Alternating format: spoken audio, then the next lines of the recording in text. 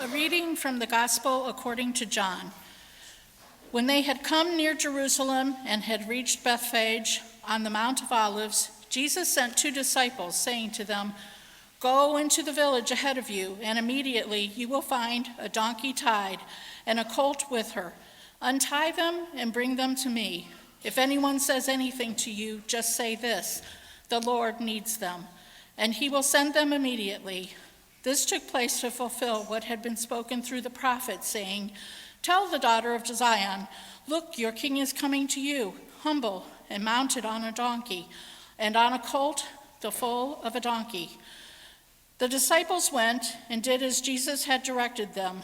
They brought the donkey and the colt and put their cloaks on them, and he sat on them. A very large crowd spread their cloaks on the road, and others cut branches from the trees and spread them on the road. The crowds that went ahead of him and that followed were shouting, "Hosanna to the Son of David! Blessed is the one who comes in the name of the Lord! Hosanna in the highest heaven!"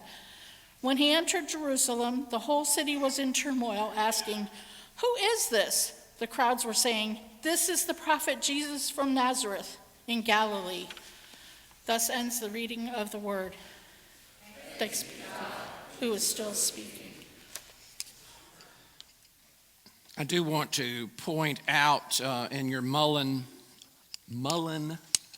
meditation, but also there is a wonderful poem that Matthew Redman wrote.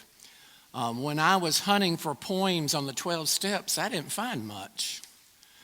And all of a sudden, Matt showed up and says, "I got something, maybe you can use it." So I appreciate the great gift that he gives in that poem about the 12 steps.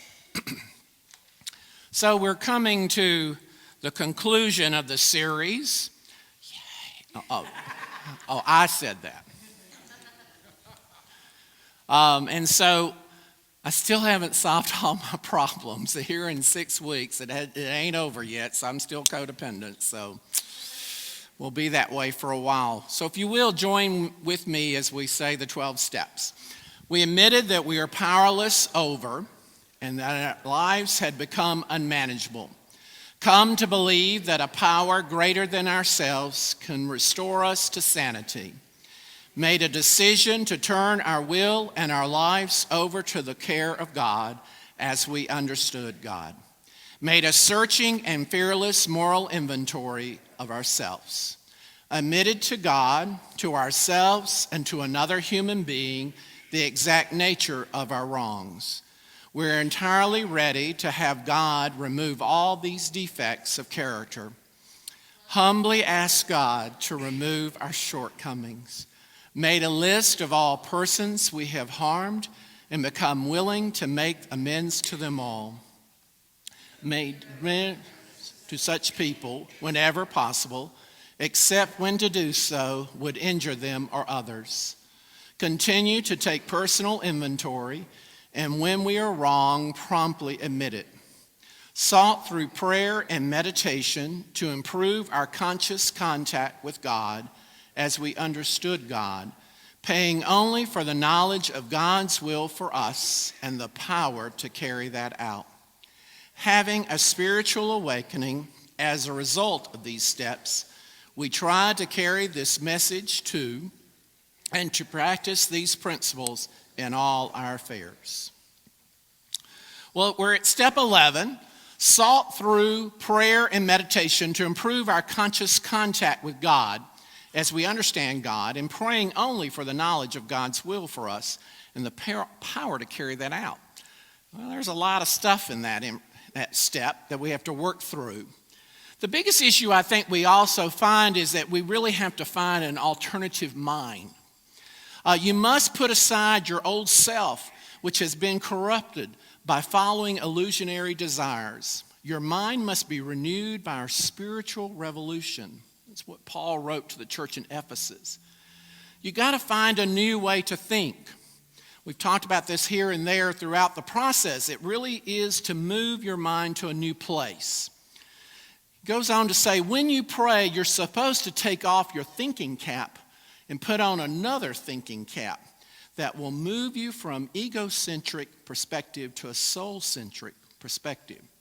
Y'all like that hat? I love that. I found that at one of my churches, I had a lot of knitters. So I may go contact them and commission one for me to wear. But once again, it's that way of opening our conscience to God, finding ways that do that. And there's so many things. So often we get the wrong software in our system.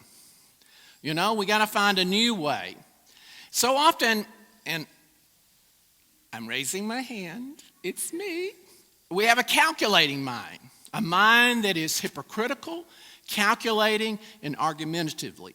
And it cannot experience God. When you're constantly being critical of yourself and all the people around you, somehow you sort of miss out that God's around and trying to get our attention. So you move to this contemplative mind. And there's so many things that happen and so many possibilities up there. One of the things that I have recently, the last few years discovered is the labyrinth. Anybody ever here walk the labyrinth? Such a wonderful tool. It's an ancient tradition, just like our Muslim brothers and sisters were called to go to Mecca. Originally, Christians were all supposed to make it to Jerusalem, just like the Jews want to be in Jerusalem. So we were to go on a journey. Well, that couldn't happen. So they set in churches a pathway that you could follow to be a mental way of going to Jerusalem. There's all kinds of labyrinths, and there's different locations that will have them. And when I lived in one of my interims, I would just had one just around the corner I could run to when I wanted to. And it's just a way that you settle your mind as you walk into the pathway and make it to the center. Generally, you're praying to take something in. And as you're walking out, you're praying to let go of something. Or you can do it vice versa. But it's a way for you to help you.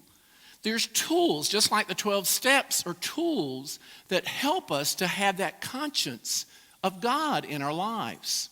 See, this is the time that we really are in that cocoon, trying to figure that out in our lives. Let God do the work that it needs to happen. Now, the problem is, so often is, we're going to feel like we don't fit in. Because, okay, I'm going to sound critical, okay? But so many people are not conscious. They walk through life just, be a tour guide at a historical place and you'll know. We always laughed at the Biltmore estate that as soon as the bus went over through the gateway to the entrance to the house, people's minds just left.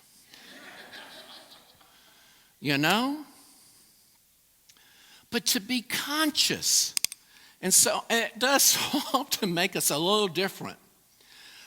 I found this quote that I really like. It says, watch your thoughts because they become words.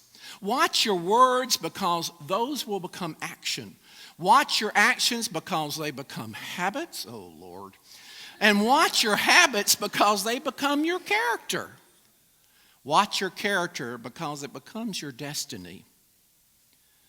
So the time here in the 11th step is a process that you're starting to try to get the mind of God, or as we later on Paul says, let this mind of Christ be in you. We take that on. It's interesting that the 11th step has a special prayer for it. My Creator, I'm now willing that you should have all of me, good and the bad. See, that's that non-dualistic thinking. I pray that you have removed from me every single defect of character which stands in the way of my usefulness to you and my fellows. Grant me strength as I go out from here to do your bidding. Yeah, that's a good step to be on. So we come to the last step. Having a spiritual awakening as a result of this step, we try to carry this message to other addicts. and to practice these principles in all our affairs. Now, isn't there a passage in Matthew says, "Go ye therefore"? Y'all know that passage, "into all the world"?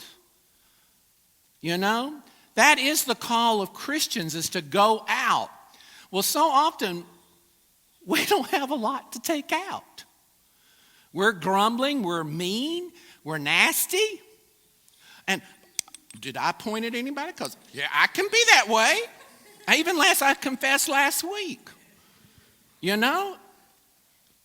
This morning when I woke up, I thought about this constantly. The scary thing about doing this is I know I ain't got it all right yet, okay? I still got plenty of wheelbarrows of monkeys to take out. There's lots of stuff that I still have got to deal with. But I've had some experience, so I've come to share it. And that's part of what is the call, is when we have had some healing in our lives, we can carry that out. You know, what comes around must go around. What we have heard and know for ourselves must not be withheld from our descendants, must be handed to us, to the next generation.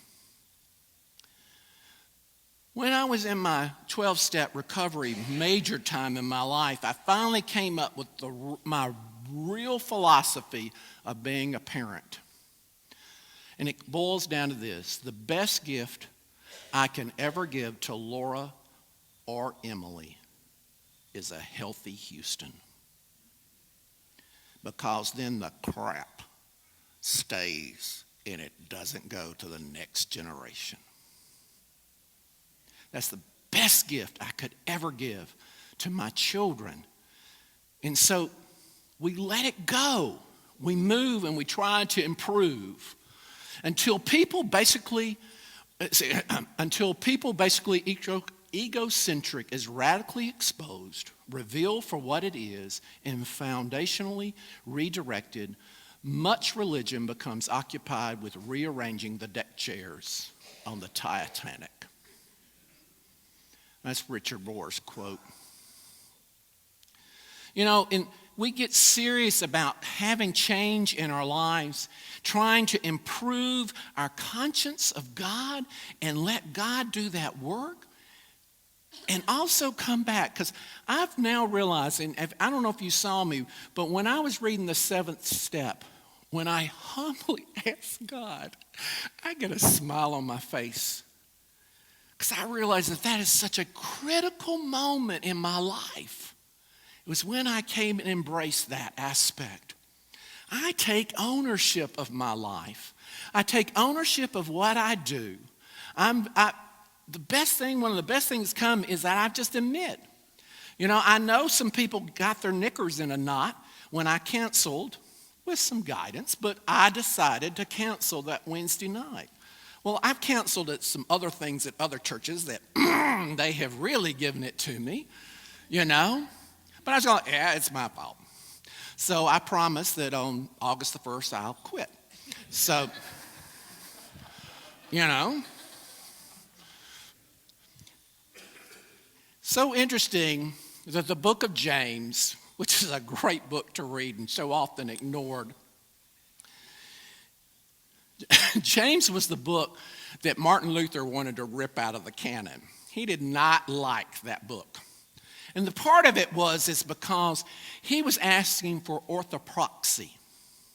Okay, that may be a word that you don't use quite often, but that's about right practice, right behavior. Christians should be acting a certain way. It's not that we consciously have these things in our brain, but that we act out. And so we have something to share. Your beliefs don't make you a better person, it's your behavior. Yeah. See, it's that vital spiritual experience. And it does take time.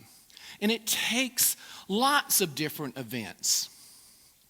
I know it was popular, and I at one time totally, embraced, I know exactly when I got saved. Got to have the exact time. Problem is, I keep getting saved.